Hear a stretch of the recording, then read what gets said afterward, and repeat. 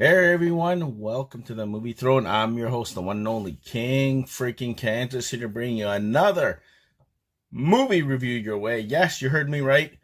Movie review. I know I've been doing a whole bunch of TV reviews and all that, and that'll continue. Don't worry, right here on the channel. But today, this fine Sunday, I'm doing, of all things, I didn't think I was going to watch this, but it was on my TV on a little thing called Crave TV where I live here up in Canada land, called Bad Boys Ride or Die. It came out in 2024.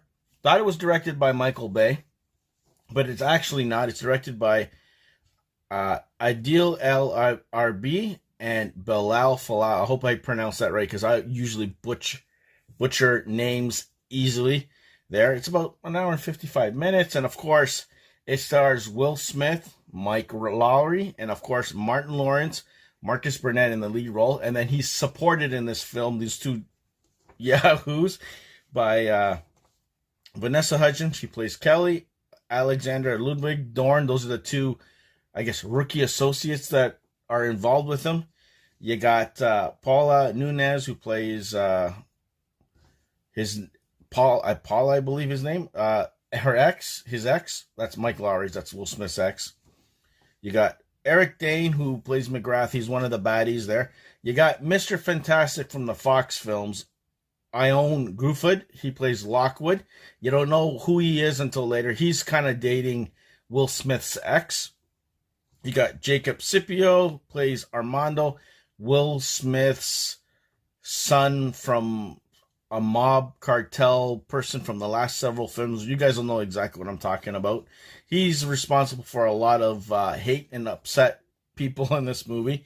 Melanie Lubud plays Christine. That's Will Smith's, Mike Lowry's new wife that he marries in this film. Tasha Smith plays Teresa. That's Martin Lawrence's wife. You got Rhea Seehorn. She plays Judy. She is the daughter of Mike Pantalone, which is, I guess, Captain Howard, the guy who got killed in the last film. He was their captain who got killed.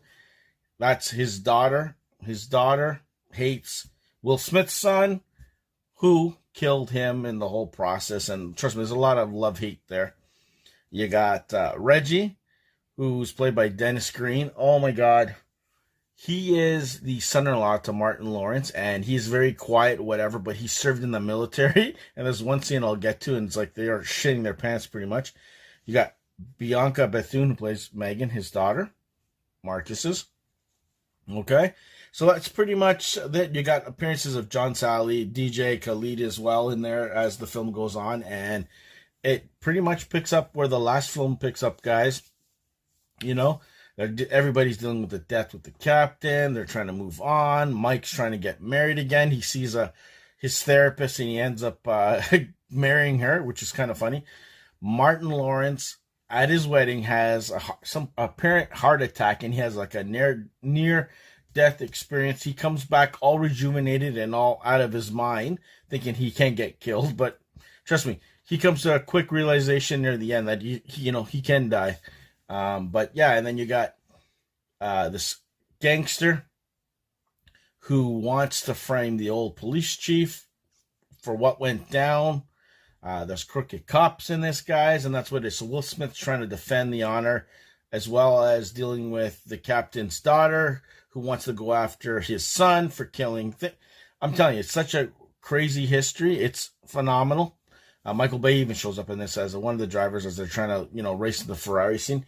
There's an amazing, funny scene.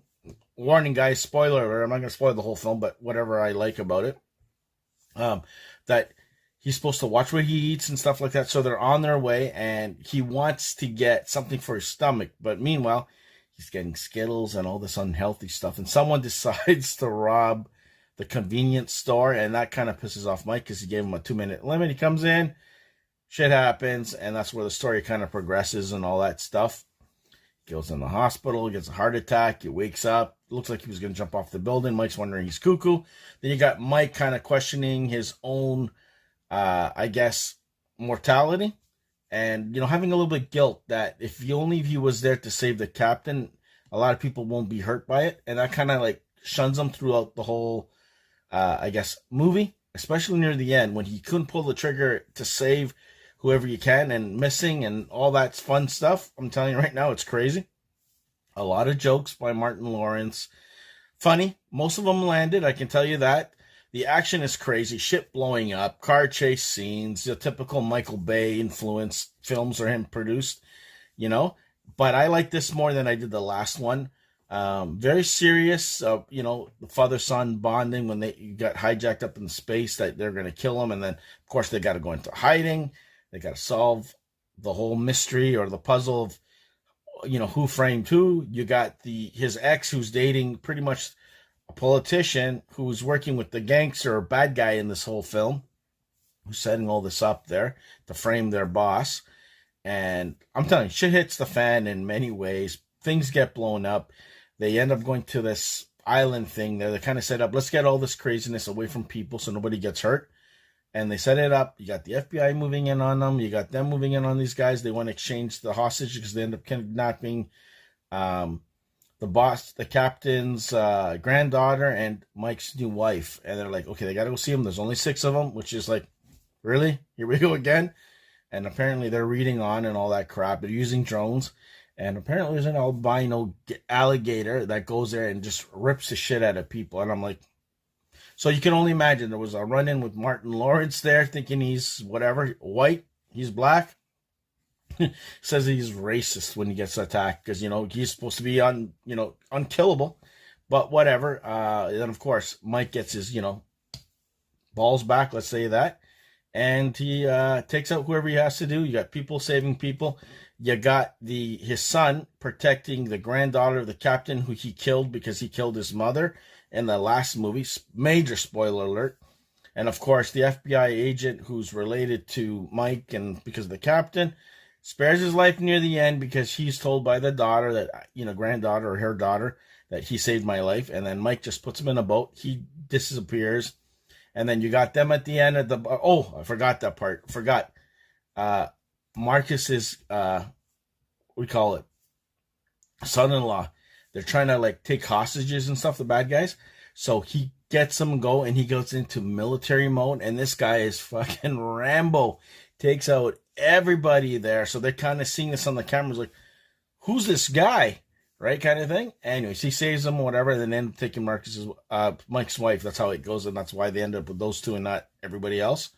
And yeah, right near the end, there's a barbecue scene in the park, and he comes to bring his chicken, and Mike and Marcus are arguing, oh, no, go get your own grill kind of thing there, or whatever. You make the potato salad and stuff. And then they come there, and they thought by talking down to hit this guy that he'll back down, and then, you know what, they'll just kind of resume their thing. Nope. He stood his ground. They end up saying, okay, I'll make the potato salad, I'll fix the table, and you can barbecue the chicken now. And he kind of winks at the end, and that was pretty much it. But overall, I was pleasantly surprised that I enjoyed it. I liked it. I don't know. You guys let the king know in the comment section. Did you guys like it yourself? Where does this rank from all of them? You know, I like this one better than the last one, personally. But overall, I have to revisit the other ones, guys, to honestly. But there's nothing like the first one, in my personal opinion. I love the first one. You know, the second one was kind of more goofy, funny with the rat scene. I remember that, you know, but I have to watch 2 and 3 again to kind of rank the rest. But definitely Bad Boys 1 is first in my books, 100%. Even if it's directed by Michael Bay. Michael Bay is a good director. You got to stay in your wheelhouse. Stop blowing everything up, but make the jokes land. And this one, I enjoyed it more than I thought I did. So I don't know. You guys let me know in the comment section. So there you go, guys. That is my official Bad Boys Ride and Dice, or Bad Boys 4 movie review. I hope you guys liked it. Like, share, and subscribe. Check out my other reviews on our YouTube channel. TV reviews, you name it. The works, guys. You know the drill by now. And when there's something worthy for me to watch, I'll post it here on our YouTube channel. And I just wanted to thank all you guys for your support. So until next time, stay off the king's throne. And I'll see you where? Right here on YouTube land. And remember, everyone is a bad boy for life.